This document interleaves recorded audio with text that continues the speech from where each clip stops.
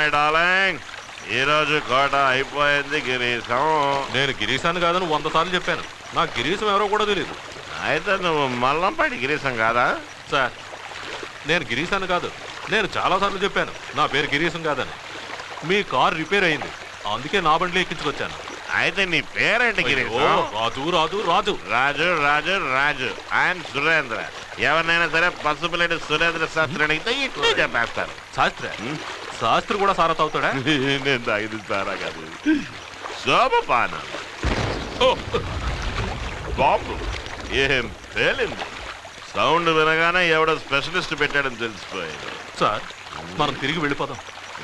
ఈ రాష్ట్రంలో మీ ఇల్లు ఎక్కడున్నా సరే నా జీపులో తీసుకెళ్తాను. మళ్ళీ పేలింది. ఈ పాటికి గద్వాల ఇల్లు కూలిపోయి ఉంటాడు. ఎంతటి వాడైనా సరే 10 మందికి భోజనం పెట్టకపోతే వాడు బాగుపడాడు. అదిగో వెళ్తే చూసావా, వాడే గిరీశం అంటాడు. రే గిరీశం కనపడటం లేదు. నీకేమైనా నైట్ బ్లైండ్నెస్?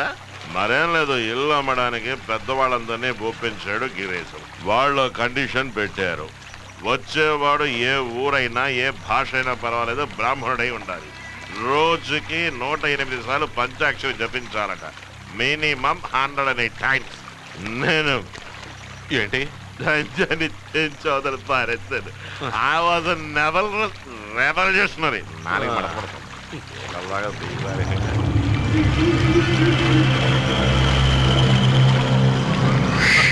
సార్, మనం వెళ్ళిపోదాం. మల్లెపూలు వాసన వస్తుంది.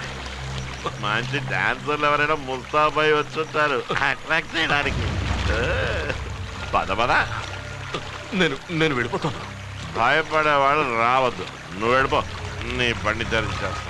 నాకు డబ్బులు ఏమవుతు? డబ్బు తీసుకోకుండా సేవ చేస్తే మన సర్వీస్ ట్యాక్స్ ఎలాగెడుతుందిరా. ఓకే, ఇదిగో బ్యాగ్. ఇలాంటి వాళ్ళు ఒక్కళ్ళు తగిలితే చాలు జీవితం దగ్గర.